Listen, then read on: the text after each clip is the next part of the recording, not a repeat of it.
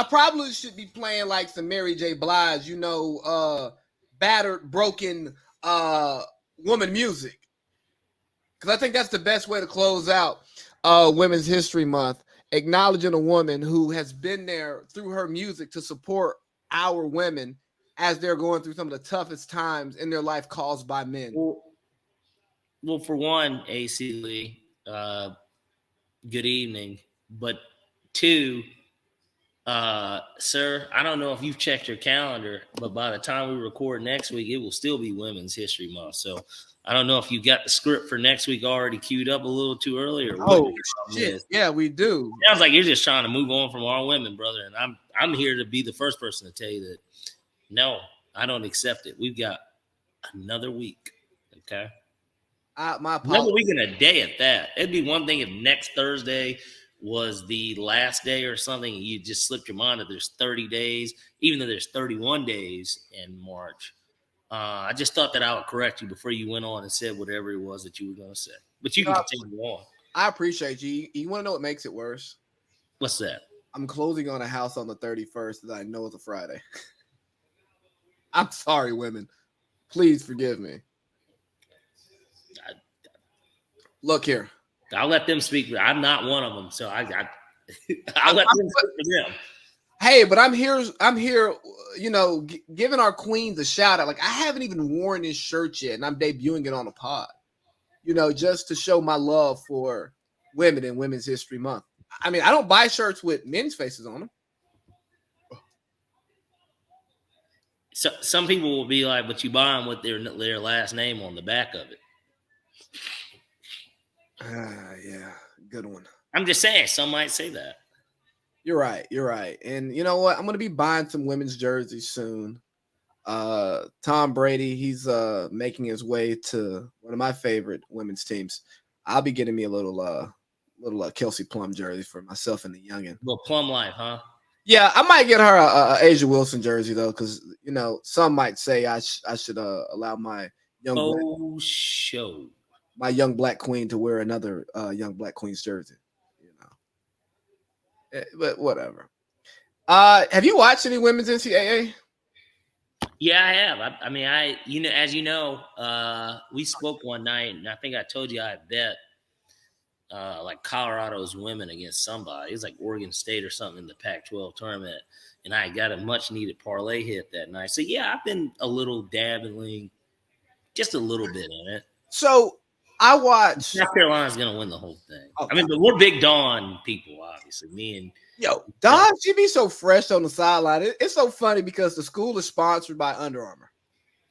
I hate how people hate on Dawn. Dawn is not sponsored by Under Armour. Dawn's not sponsored probably by anyone. Dawn had on some forces with some spikes on it and some baggy Louis V pants, some Aladdin pants, and that shit was fresh. But you know what? She threw on, I guess, whoever was the first HBCU. Chaminade State or something like that? It was something, yeah. And I guess we should know a little bit better considering we're HBCU grads. But we don't know all them HBCUs, man. Come on now. Yeah, I mean, somebody could name one to me today, and I'd be like, who's that? But I bet you they know where we went. So everybody didn't go to Morehouse. Sorry. I'm aware. So I'm aware. But no, they do hate on Don. What's his name? Gino was talking about the way they play the game. Hey, man, I'm not going to make it racy this early in. But hey, man, chill. Do you think that Gino is the Dabo of women's college basketball? Because of how Dabo would come out and say, nah, we don't do things that way around here. He gives off that vibe. I'm just saying, like that get on white guy vibe. It gives off that vibe of, we do things a certain way here and we're not going to do that the new way. Okay, man, you're accomplished. You have a right to stand on that, but your team will look different because Dawn's team looks different than all the other women's teams. Dawn's team looks like they play for Dawn, and that is ultimately what, you're playing for your college and university, but you're really playing for your coach in a sense of, because that's the reason you're there. Because if people that went to Alabama were playing for the University of Alabama, then they would never need a Nick Saban. So you're always playing for the coach that they have in place, right? Yeah. And certainly it helps if you're at a university. Is like, well, nah, this is the best of the best. It is the best of the best. That's why I'm here as coach. South Carolina doesn't have that same mantra. It's not like South Carolina's been a powerhouse at any sport at any time in history. What it is Dawn went there. She was the first of her kind, and she was like, I'm going to build this program up. And it wouldn't surprise me. You know, I hate to almost say it in a weird way, but what Deion Sanders wanted to do at Jackson State, I bet it would be 10 times easier for Don Staley to go to Spelman or where. I tell you, let's just Spelman don't have sports no more. Let's do D1. Hey, hold on. You remember Spelman turned their sports program into a gym? Well, they knew that it had better use that way too. So that's how I got a jersey. So this is what I'm saying though. But if Don Staley, now I bet money if Don Staley went to Howard, I bet that Howard will be in the same spot that. So because even without the money like allocated to that, she could turn that around very quickly. She could bring the sponsorship dollars, but the problem with Dawn doing that is she's the highest paid coach in the SEC. She's getting paid. She's been waiting to get that. She probably makes 1.5 maybe. What she makes $1 million in base salary plus $2 million in supplemental pay, so she's getting $3 million a year. And why would she go to the WNBA? And here again comes the problem, right? And we're not gonna open too much more on women's basketball because we want people to watch the show. If she's getting paid $3 million, that's damn near the payroll of a WNBA team. Yeah. Well, University of South Carolina can afford that because they have a football program and they have donors. They have a lot. And Dawn is selling tickets. Don't get it twisted. Now she's selling tickets, selling jerseys, selling merch, and all of that stuff. Dawn's moving the needle. Okay. She's moving the needle, but when people want to talk about the WNBA being a women's basketball issue, it's not. It's a women's professional basketball issue because I made sure to tune in to watch Dawn them on Saturday. I'm gonna tune in to watch Dawn again this weekend. I know someone who was looking to buy tickets to go to watch Dawn. I know somebody who's going to the Sweet 16 just to see South Carolina to go watch Dawn them. Yeah, like they're marketing their superstars, and unfortunately for the players, the superstars, the coach, but hey, dog, they look different. Like, you know how Nick Saban's teams used to look different from everybody else, and now Kirby's like caught up. Dabo kind of caught up, but those teams just look different. Yeah. That's how South Carolina's basketball team looks. They just look different from everybody else. She's definitely flipped the college women's basketball game upside down. And I think it's crazy how like it's not even being looked at. And I said it last year when they had won. I'm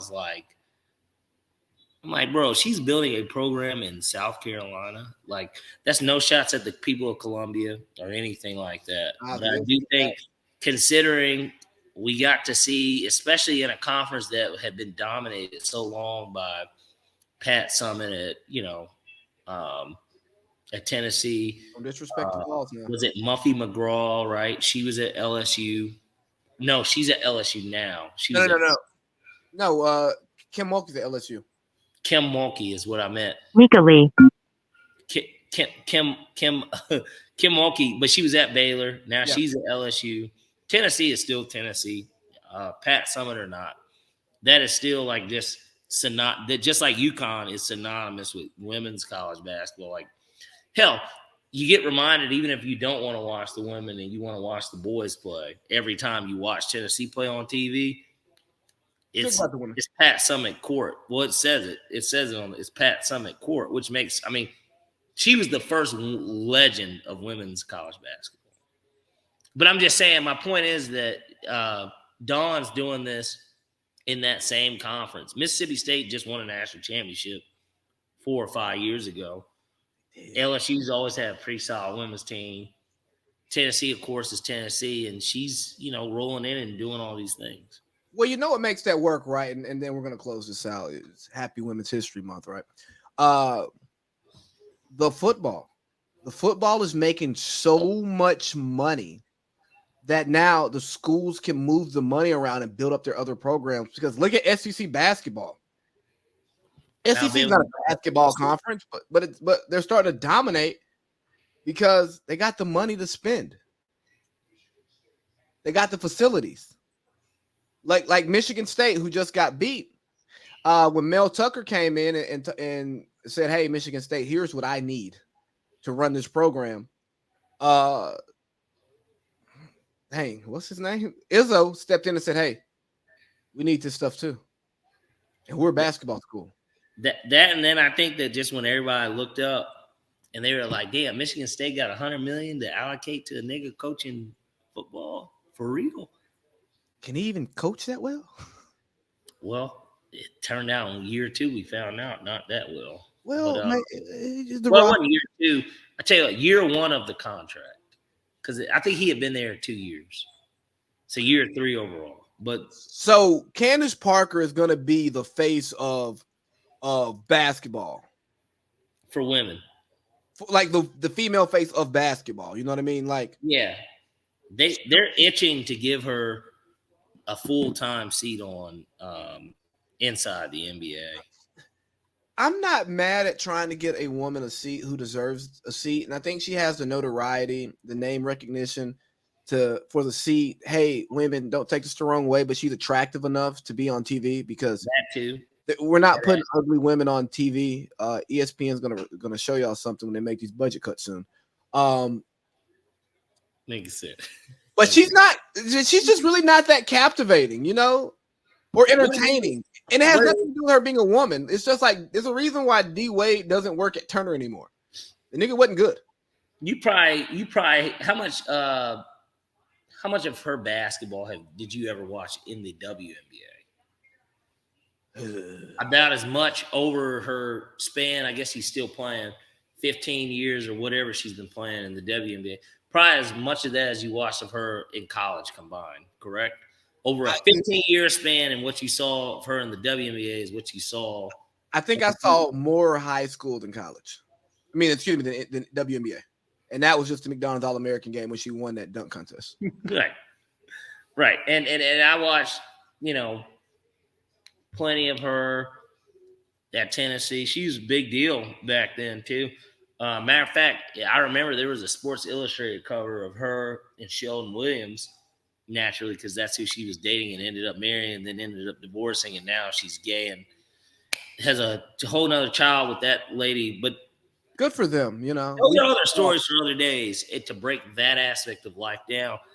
But point being is I can even remember as far back as then, and at UT, her being, the best player in the nation. And it's amazing at how this stuff has changed so quickly. Like,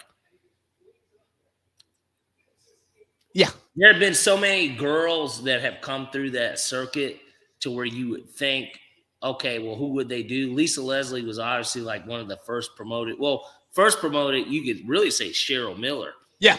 Right? Like Cheryl Miller. Yeah. Certainly from a media standpoint, because she was doing TNT early, even when Reggie wasn't out of the league, I don't think. Yeah, no, Cheryl was on TV. And Cheryl Williams, not Cheryl Williams. Cheryl Miller was apparently the goods. Like, she was everything and more. I think I saw like she scored 100 and some points, and like Reggie went crazy one game, and they were like talking about what Reggie did, and then like he's on the high, then finds out that his sister like scored. Right, she didn't have the WNBA because I think by the time, because she's older than Reggie, but by the time the WNBA came around, maybe she was too old. Yeah, she was too old to realistically go in there and give her best foot to where anyone would think she was worth a damn. She could have Arvydas Sabonis the thing. Like, Arvydas Sabonis went to the NBA and was like 38. He was. He played his whole career at the Euros. I know, but he did enough. He was still a good center, I guess, for the Blazers at the time. But he did enough that everybody recognized who he was, and he was just old. But if Cheryl Miller had done that, who guarded Shaq? Right, That's but if literally why you picked that. Cheryl Miller had done that, she gets remembered differently. But look, we've done 15 minutes on women's basketball, and we You're know. ready to move on. Let's move on. No, like Women's History Month, guys. we're trying to do numbers here too. I have no problem talking to women's basketball. We can put it towards the middle or the end of the show, but hey, dog, like I do want to captivate an audience at the beginning of the show, and you don't want to give them some melatonin. I understand. You're a dick. Speaking of which, Candace Parker could give me some melatonin the way she's looking on TV today. Yeah. Speaking of Candace Parker, she's Chicago. Standing over you, asking for it. And then what? What is she asking for? I don't know. It could be anything. But if she's standing over you, she's 6'5". Well, if she's asking for what I'm willing to offer, then you got yourself a goddamn deal there, Candace. Why does Jay Wright look old as fuck and he just retired? Because he's stressed. He was but he's making sure he's got this big ass. Now he won like more than one at Villanova. I know he won at least 2. He won 2 or 3. Either way, he's only wearing one ring. It's this big ass V on his finger. I don't know. We got the same thing on the screen, so that's I think Jay Wright living in Philly. You know, I mean, look at Meek. He's always angry, right? Living in Philly, recruiting to Villanova, and coaching 3 stars and making them good. It takes time off your life. That dude, though, 20 and 19, bro, that is crazy in the tournament. That is actually crazy. And I know we're not. Ride Kansas State, baby. Ride Kansas State. This is Kemba Walker type shit. I like that. But that is what dominates these tournaments. And we know this from the get-go. I think Justice tried to talk down on what it is that I believe, in a sense of, I don't think it's anything to believe in. We just know that this is the way that these tournaments go. They're guard driven. It's all about the most dominant guard. And typically it's a senior guard that's on a solid team that gets you through. And I'm just saying 20 and 19, bro, that's crazy. I mean, at most in an NCAA tournament game, bro, that is wicked. Like, that's Austin Reeves type. He did at MSG. This game was at MSG. Like, that adds to the lore. Like, I don't know, man. Austin Reeves kind of basketball, but you know, I had a great segue. He was really good. No, we're not going there. I had a great segue from Candace Parker from Chicago to Michael Jordan's untouchable legacy that, you know, the tournament kind of threw that off, but that's what happens when we watch TV and we record at the same time. Go ahead. You get our real brain. Let me tell y'all something real quick. Let me pull y'all behind the fourth wall. The pre-show that we did was fucking amazing. The stories we started off with, like that one story I told you about. Yeah. I mean, that's gold. That is golden material, by the way. But we know some of the stuff we just can't. Nah, because we can, but we shan't. Not yet. Not yet. If we start running out of topics, you better watch what you tell me. I don't even think we'll run out of topics. I think it will be more of just along the lines of they don't deserve this conversation. Yeah. It's a respect thing.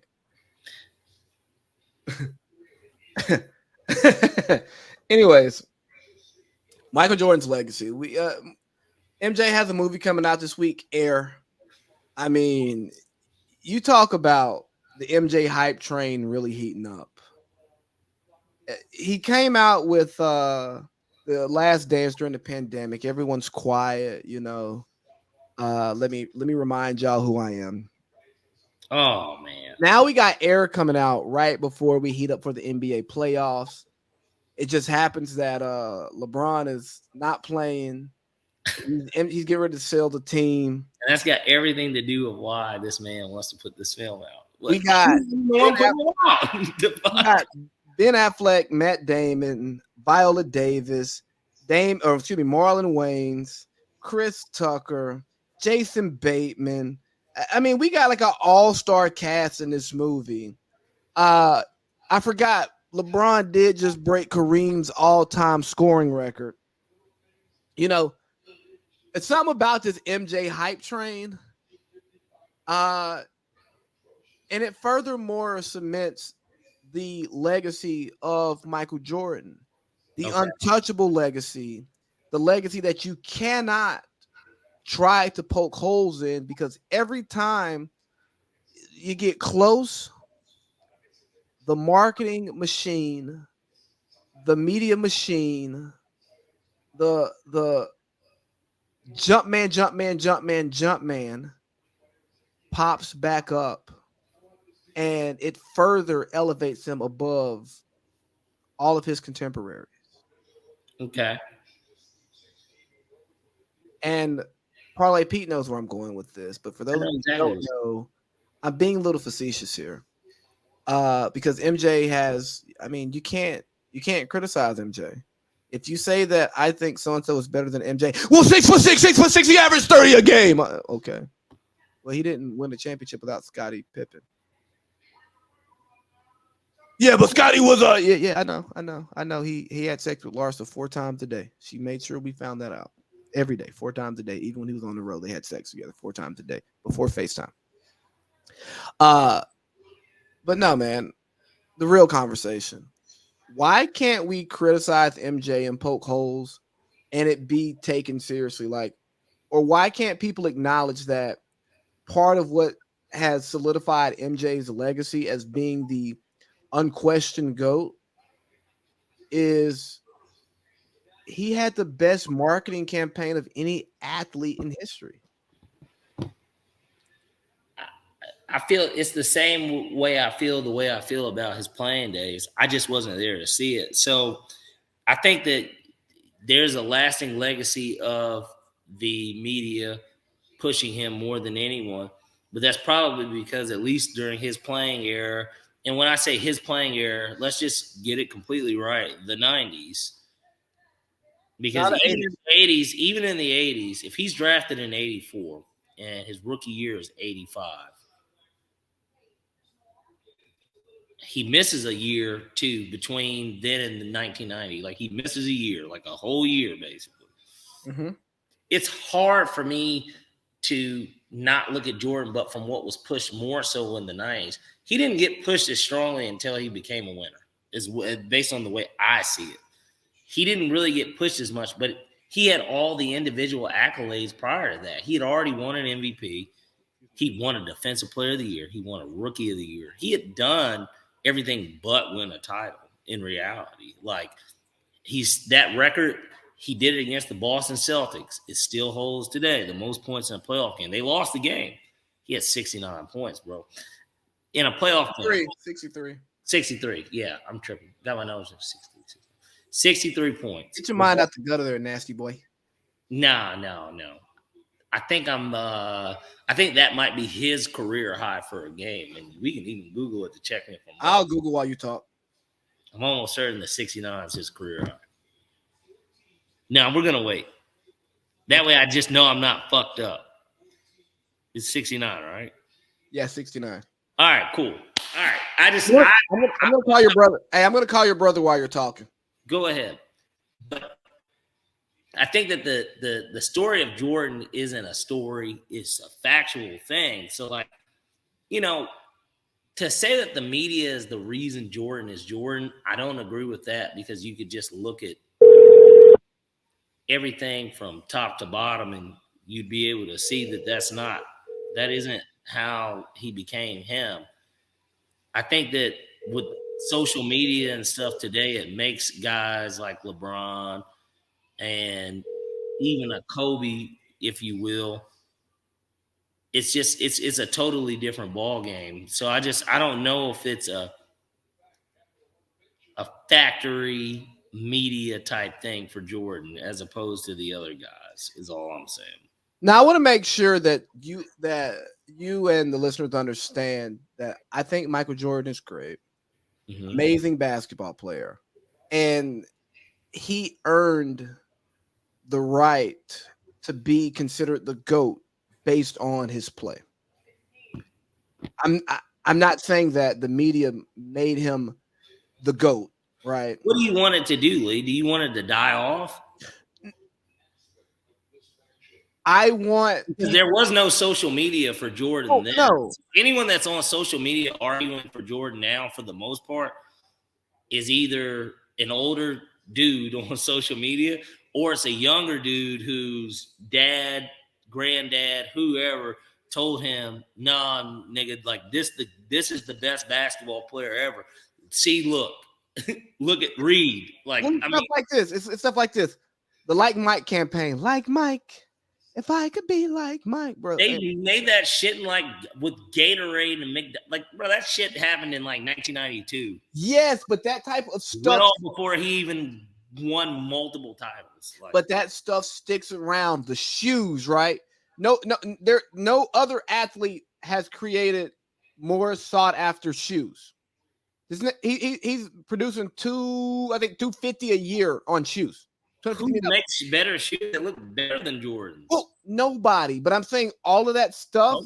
Kobe had some good shoes. He did, but they're not Jay's, and you know. Well, they're good to see. But Jordans also aren't basketball shoes anymore. No, they're fresh. I mean, some of them were never basketball shoes. He just exactly. That nigga was just playing in them. But that's the point. But the point. Basketball. Kobe has better basketball shoes than Jordan. Well, yes, Kobe's shoes are more important than Nike than LeBron's are.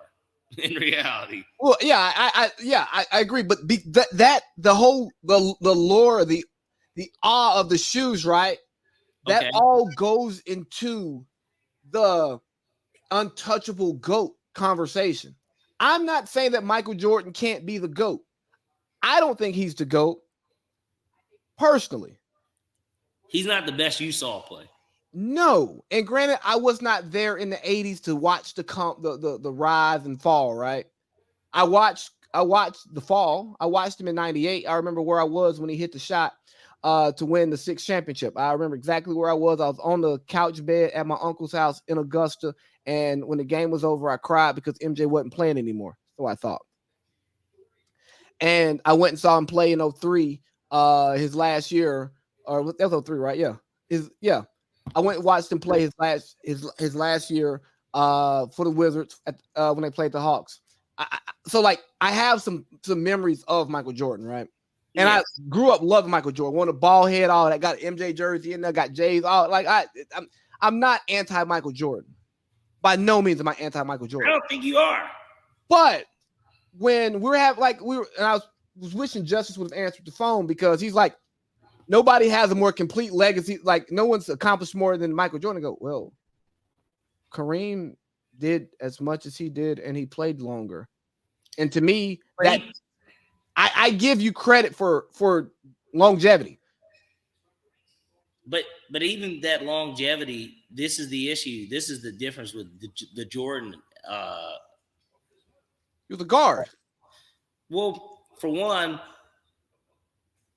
like I said, internationally, and one of the things I brought up in the group and before we got on here was that I've been to a ton of countries, ton of them. Mm-hmm. And I know that you have as well, amongst other people. We've all been a lot of places. And one of the things that I can say, at least just wholeheartedly, is that is one of the constants I've seen, no matter what part of the world I'm in. I see that jump man, or I see that 23 Bulls. That's the marketing campaign that increases the legacy off of the court. And look, I get what you're saying from that perspective. I just think that it's also more. I think more so what Justice maybe was adding into it is that it's not fake fuel, I guess is what I'm saying. Like, it's real gas that's getting put into this car that's getting driven. Like, there is gas in the car. He's a 10-time scoring champion. I don't really want to hear it. Nobody. Here's the thing. I never said that the gas doesn't deserve to be. I never said he was overhyped. I said he's the most hyped athlete ever. I never said it was overhyped, because if I said overhyped, he deserve it. Bro, he led that means that for the 15 years he played in the NBA, and that includes his Wizard years, bro, he led the league in scoring almost every year that he played. Stop. He got hurt one year. He played for the Wizards for 2 others. That would mean 12 years. If you cut out the 1 year that he played like 5 games, and then his 2 Wizard years, that would mean that this brother won the scoring championship 10 out of 12 times. I don't really want to hear it. Like, it and only does. Only I'm just Michael saying, Jordan get years because put out of his to LeBron being the all-time leading scorer and longevity and stuff. Because LeBron's not a scorer, and he's still the NBA's all-time leader, which is what makes his argument so great. Because anyone that watched him would not say that LeBron's a scorer. Like, I still don't think LeBron's a scorer. He can score when he wants to, but he doesn't do it enough, and that's why he doesn't have as many championships, because he can't do it when he wants. Well, then why the fuck? Don't give me that basketball play shit either. He would have more championships if he could score when he wanted. And so, because that would just mean that any time that he didn't think his teammate had the match, or I tell you what, he'd come down and corrected the very next play. But that's what I would do if I knew that we wanted to win games. But maybe he doesn't want to win games. I don't know. So I would do whatever it takes to win games. If that means I've got to score more than everybody and take more shots than everyone, then goddamn, that's what I'm gonna have to do. It's deeper than that, but I don't want to have that conversation today. I don't because I think that as I say, I don't want to have the conversation here. I fucking go right. This guy won the scoring title 10 times, dude. But that's literally every year that he played basketball from 1987 to 1998, he won the scoring title. That is fucking scary. In reality, that's scary. When you really think about it, it's just like, nobody, you mean to tell me it doesn't matter who's on whose team? Like, I don't know. Yeah, no, I mean, it's a difference in mentalities. I mean, he's a 5-time MVP. Yeah, he's a 6-time Finals MVP. Obviously, 6-time champion. You're not telling me anything new. The on the court stuff has not. It's not. He made the All-Star team every year, but his rookie year. And if you let them tell it, he did everything he was supposed to do. He's got a DPOY. But when I hear Trae Young telling me that MJ is the GOAT, when I hear people who are our age and younger talking about he's the GOAT, I go, why do you think that? I'm not saying that you're wrong. I'm saying that you're allowed to think this highly of him because of it's being thrown in your face over and over again. Right. We're not seeing Kareem being thrown in our face. We're not seeing Wilt being thrown in our face. We're not seeing Bill Russell being thrown in our face. And you know how I feel about Bill Russell's era. Those are that's what I'm saying. Those are decades and eras ago, though. Like, I could ask my dad. You know who my dad, even when I was a kid, used to tell me who he thought was the best basketball player ever? Magic Johnson. My dad is 64 years old. No. Growing up, my dad said this was the best basketball player. And I hear it a lot, kind of out of legends and stuff. My dad said that Oscar Robertson was the best basketball player. But that was like who he used to tell me was the best basketball player.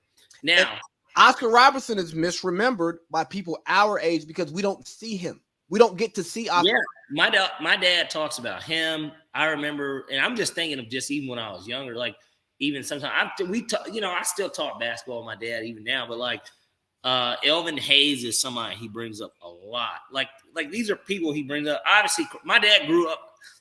He's a big reason why I'm a Lakers fan. My dad was a Lakers fan growing up, but obviously the Mavericks suck, so I don't know why he would ever, because he's a Cowboys fan still. But like, I'm glad you didn't take that habit from that team from him. Nah, well, I don't know if we could be friends. If you were a Lakers, but my dad was fan, and I don't know if that was more of one thing against my mom too. I don't know. If you were a Lakers Cowboys fan from the state of Georgia, I judge the hell out of you. Well, I didn't even grow up liking the Lakers. I guess. I mean, obviously, I did. Like Kobe. Yeah, Kobe is why. But I'm saying, even prior to the acknowledgement of Kobe Bryant, obviously kind of young to really remember, because Kobe had been a Laker pretty much, really. Your whole basketball watching life. Yeah, exactly. And so there is a difference with that. I don't know. But like with football is different. Football's different from basketball. Hey, But let's close out this MJ topic so we can hit a little bit of NBA because Jew and his pops are on standby. okay. So, can we agree that MJ is an amazing basketball player, but is helped out by the media marketing campaign that surrounds him, even though it is warranted and he deserves the hype that he gets. See, but yeah, because you just had to throw that caveat in there. I mean, yeah, yes, the media helps everybody. So yes. Well, they don't help everybody. They don't help Tim Duncan. If it's warranted, what difference does it make? They don't help Tim Duncan because he's boring. It's his warranted, but you can make an argument that Tim Duncan is a better basketball player than Kobe Bryant, and you are not crazy. You're not crazy for saying that. I can't ride that wave. I'm sorry, Lee. But the only reason I can't, it's not that I'm not a delusional fan of Kobe either for saying it, but this is the reason why I do say it. Like I said, a lot of people can look at, and I'll run through it really quickly. Somebody like Kobe gets looked at under this lens of he has to be Mike. So that's he did that to himself. Maybe he did, but I'm just simply saying. But that still has just always been. That's why his first All-Star game and Mike's last as a Bull. Like that's why they call it what it is. Like he, even though he didn't come into the league with the expectation that LeBron did, he still came into the league with an expectation himself. In reality, like he did too, and he didn't play his rookie year really. So like, which maybe helped him. I don't know, but what I do know is this.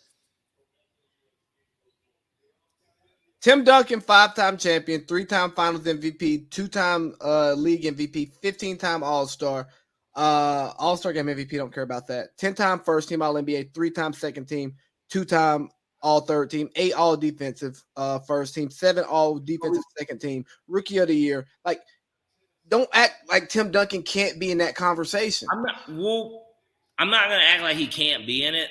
And I was there. I watched it. Because they're literally the same exact year. Because they all would have went in the same year, correct?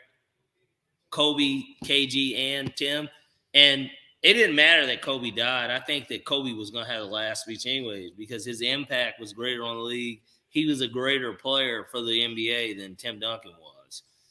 But you're talking about off the court, and that's I'm saying on the court too.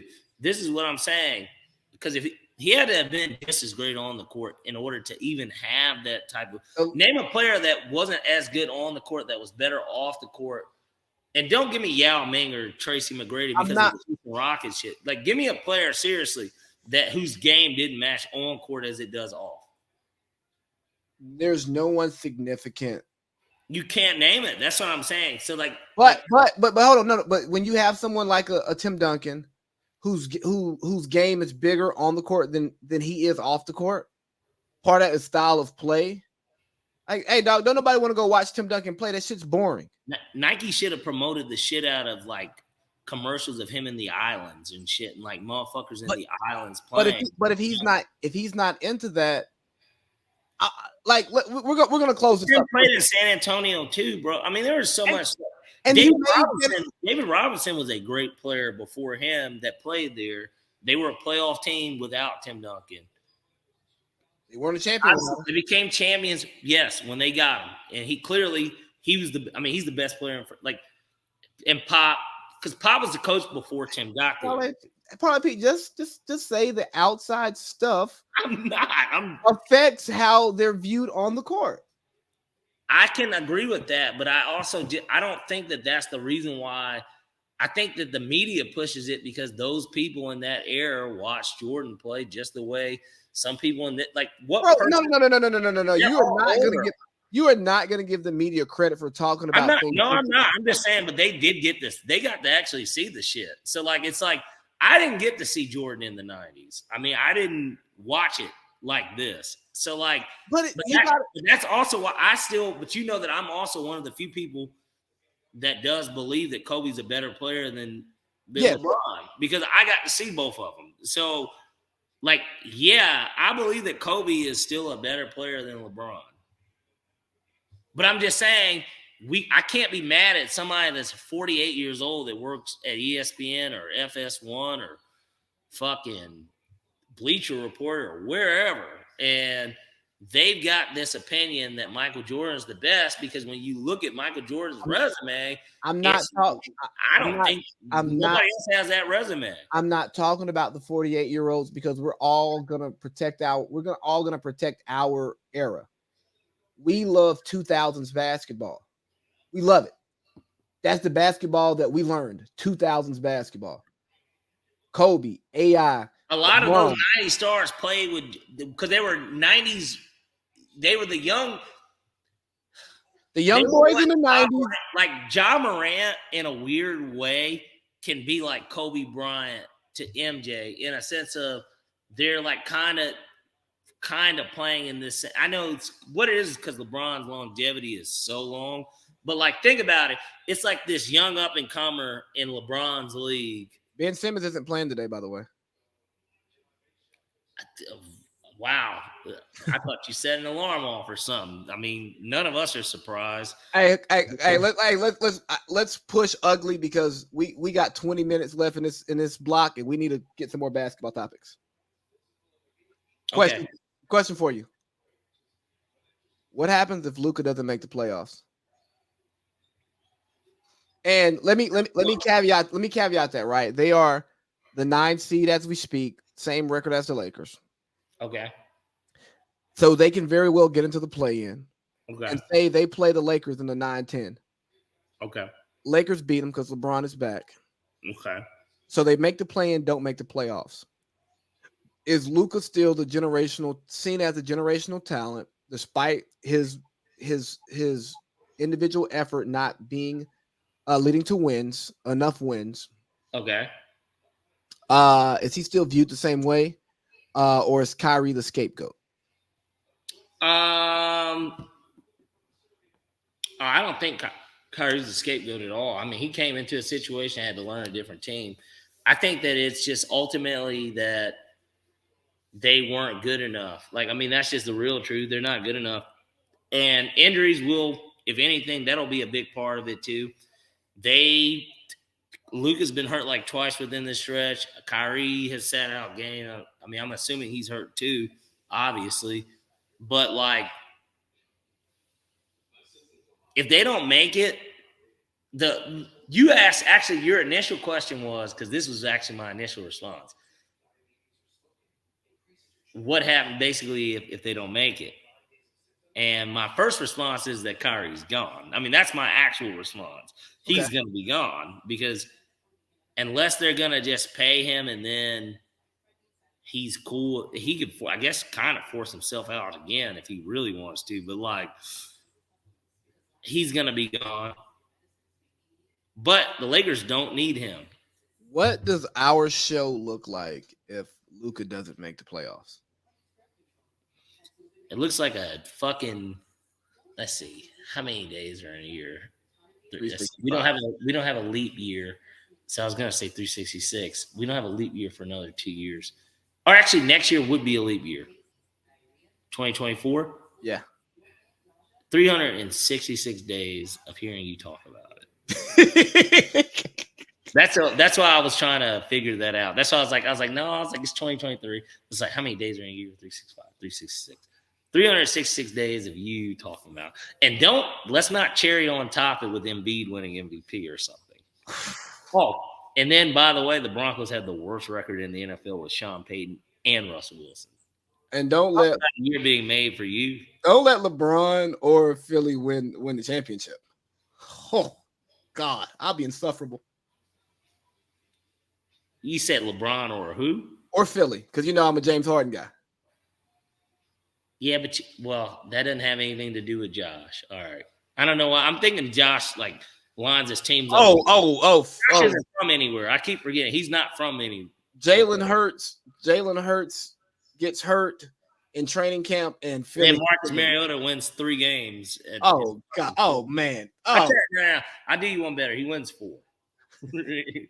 that's damn near what he did for us. So. Oh yeah. Oh golly, I don't even know if I would want to listen to this show. The topics that matter, we're not getting to them. It turns into first take. Let's talk about Luka being regarded as a generational talent, but not making the playoffs. But somehow he still makes first team All NBA, and Kyrie gets blamed for it. Got it. Oh man, oh goodness gracious. But in that conversation, Embiid winning MVP, he's now the betting favorite.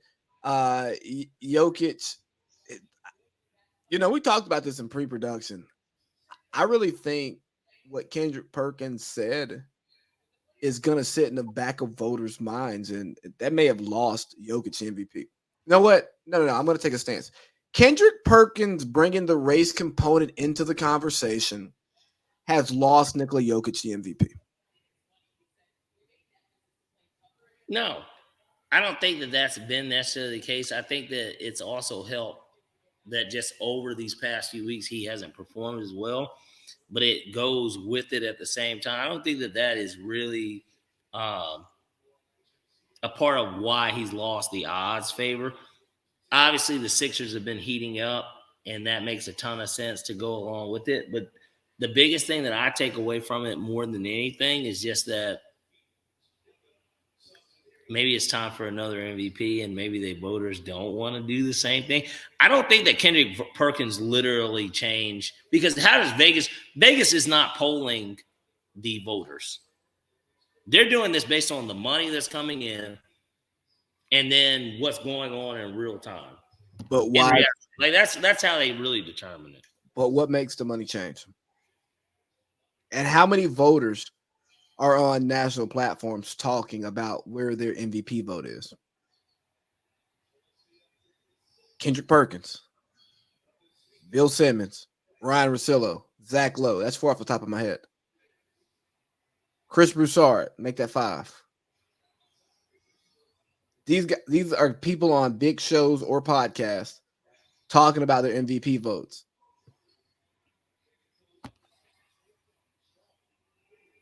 The money's coming in for a reason, and here comes conspiracy theory Adam. Adam, who just doesn't trust anything that he sees. Do you think the voters who bet on everything, who have gambling shows, aren't back channeling bets? Aren't moving odds? No, absolutely. My bad. Something just caught me here, but no, you're good. But yeah, there's voter influence. Duh, right? Like there is voter influence. I just don't think that that has anything to do with how the books have moved. I think the books are moving because they're like, all right, you know, what what are we gonna do about this? They're like, nah. Because the thing is that even it would depend on really what it was at beforehand to begin with. And the reason I say that is that if it was in some bullshit, right? Like if it was in shambles. Mm-hmm. Oh wow, Brooklyn's about to blow this game. Yeah, they suck. But he walked. Now Brooklyn was up, and they were up, and garbage.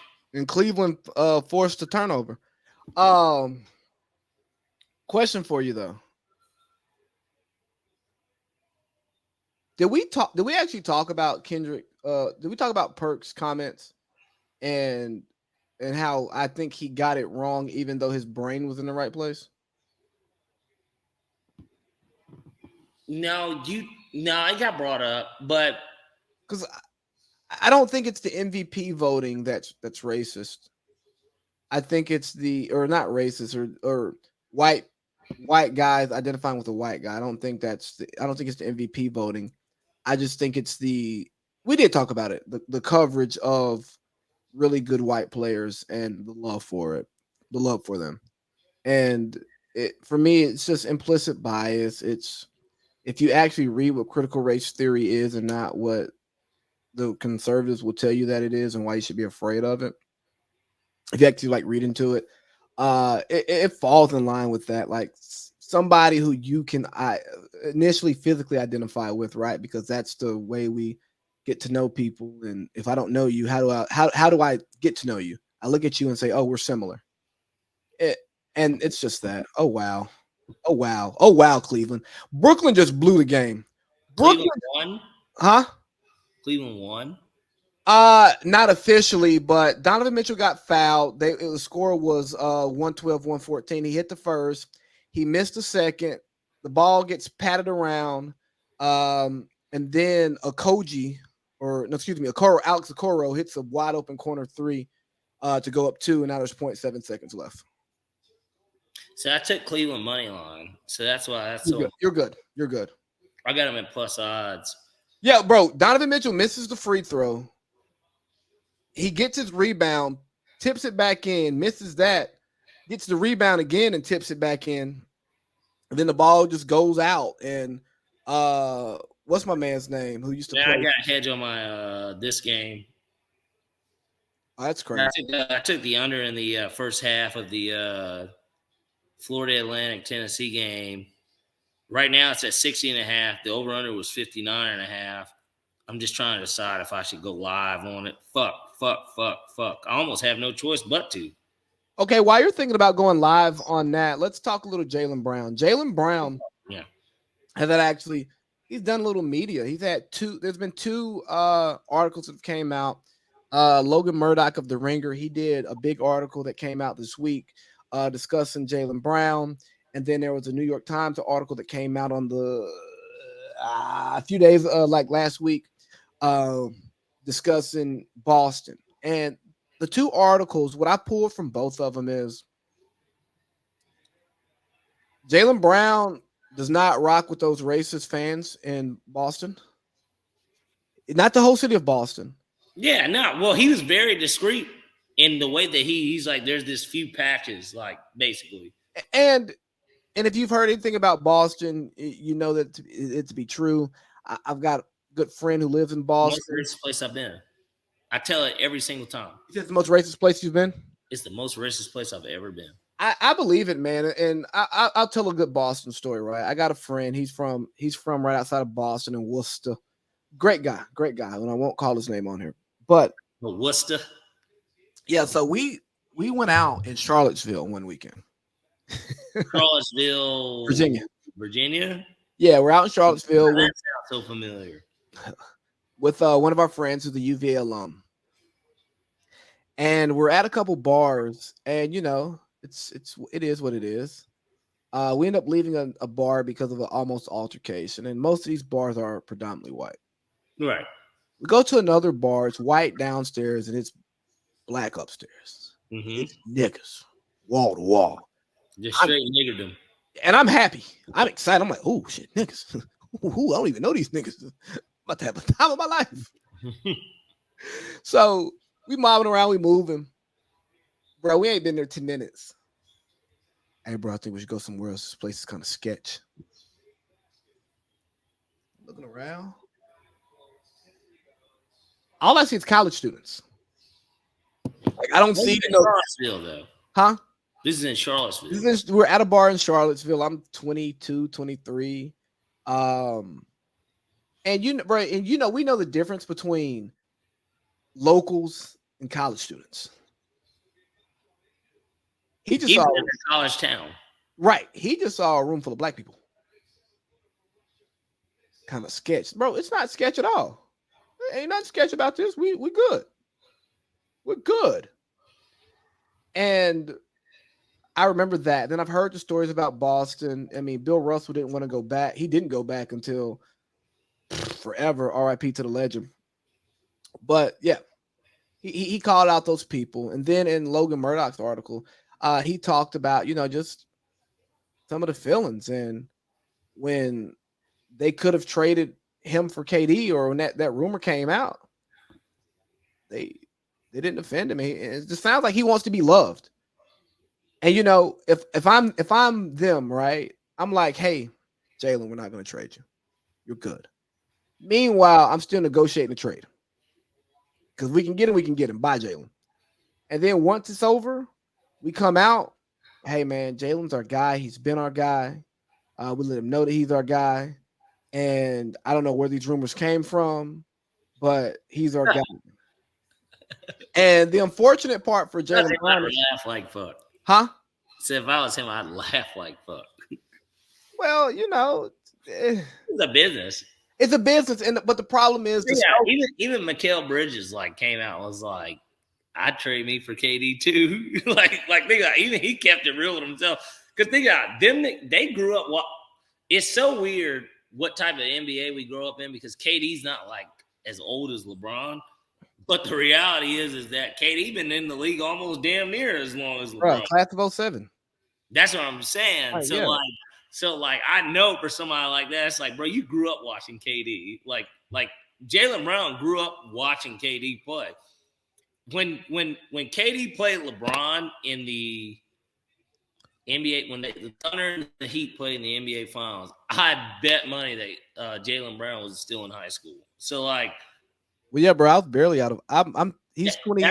Bro, that was my freshman year. Well, sophomore year. Yeah, going into your sophomore year. Freshman year, we were in PSP, and that's when the Mavericks beat the Heat. And yeah, everybody knew I was a Kobe fan. Yeah, people think because you're a Kobe fan, you hate LeBron. Like you really don't. Like I don't hate LeBron, but like.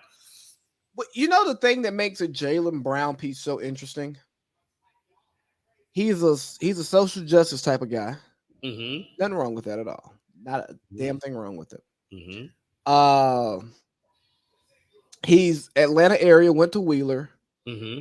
then went to Berkeley, which makes absolutely no sense. But yeah, because they suck so bad at basketball. But go ahead. But it's one of the most liberal colleges in the country. It's one of the best schools to go to. Yeah. UC Berkeley. That's like I mean, and Berkeley probably will protest that California was named after somebody whose uncle was racist. Okay, like that's just how liberal they are out there. So you get that influence, and you go to conservative Boston, where I feel like no black person wants to go once they get drafted. Right. And I didn't know this until I listened to Logan Murdoch and Bill Simmons talk about it. He was a rookie when the IT stuff happened. And should they have moved off of IT? Absolutely. But when you're in a quote unquote racist city and you have a franchise that treats you like a asset and not a player and a person, you be like, hey, bro, y'all dangle me after I kind of was the best player on our team in the finals because Jason Tatum's asshole got a little too tight. I'm out of here. This year, he's averaging 27 a game. When's his contract up? Next year. At the end of next year. He has after next season. So yeah, basically this summer is the some of the movement money or else. I mean, but if he gets all NBA, Supermax. He's not getting the all NBA this year though. He can. He can get third team. And then they gotta pay him. Because they're gonna have they might not even have the best record in the East. No, but they've been pretty much really the best team in the NBA all year. But you got to think about it. LeBron, KD, and Kawhi, and now Paul George are not going to make All NBA. But LeBron's going to make third team. Yeah, because I guess he goes now as a front court as opposed to back court. He's he really play the 2 or the 3 though. He's a tweener in a weird way. He kind of goes between both positions because realistically, their starting lineup has him as a 2 because Marcus Smart's the 1. That at least this is how they started. It's Smart, Brown, Tatum, Horford, Williams. When they're healthy, that is their starting 5. But they're never healthy. It used to be Theus or whatever. But like, this is my point. Like, yeah, bro, it's nasty work, man. It gets pretty nasty. And if they don't want to pay him $60 million a year, you know he's walking. And I don't want to pay him $60 million a year. But what do you? Because see, I feel like now he walked good. I'm sorry, Lee. If I'm paying attention too much to the screen, I am down to 2 things, and the first half of this game is one of them. Oh, you're good because as soon as we close out this topic, I'm calling Julian Turner. Yes, please do so. I'm sitting here right now and I'm trying to decide if I want to fucking hedge. So while you think about hedging, I'll give you one question before I call Julian. Go ahead, please. Do you think Jaylen Brown is on the Celtics in 2 years? No. And my easy answer to that too, just even before you get them, just because we're gonna close out this first hour, is because of two reasons. One, there's a need for a player like him in the league, and very rarely does essentially an all-star caliber. You want to know, Jaylen Brown as an all-star reminds me a lot of like Ray Allen as an all-star if he's like available, right? Like Ray Allen was never the best shooting guard in the league. No, never. Because he played in a league with Kobe, T-Mac, AI, and Vince Carter. Because them dudes, even though VC went by a small forward, but Vince Carter was he was a 6'6" small forward at that. Just like AI was, even because he was a shooting guard. They listed him as a shooting guard. They did. He wasn't a point guard. Yeah, no, I'm not. Eric Snow was the point guard. Yeah. But he would be listed as the 2. Charge. And so, are you watching the FAU game? Yeah. Good.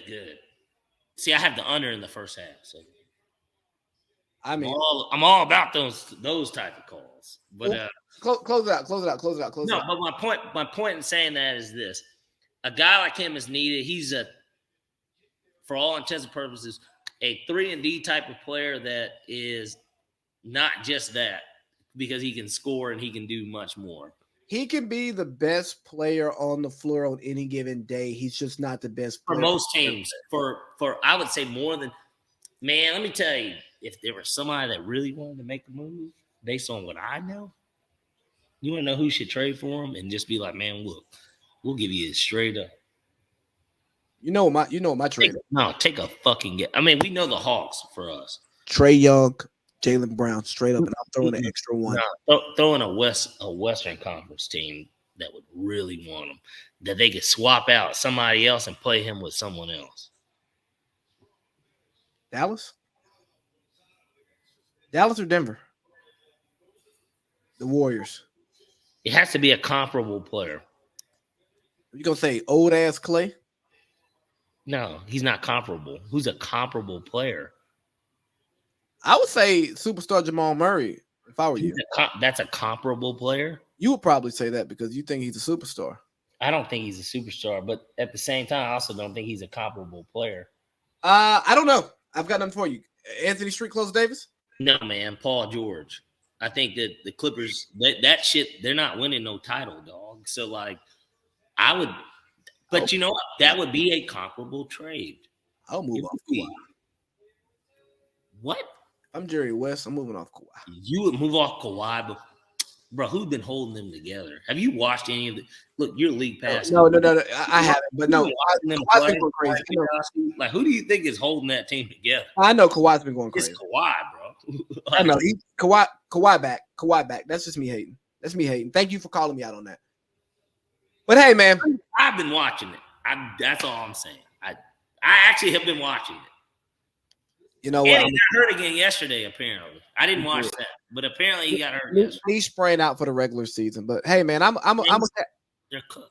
I'm a casual. The Clippers are cooked. And hey, man, we're done with hour one. A lot of basketball. We opened up with some women's basketball. Yeah, Women's History Month. Yeah. Real love. You know, little Mary J. Blige vibes. Then we talked a lot of Michael Jordan. A little bit of Luka, and then we closed out with Jaylen Brown on who's going to make the playoffs. Oh, well, excuse me. I'm reading the wrong thing. Jaylen Brown leaving the Celtics.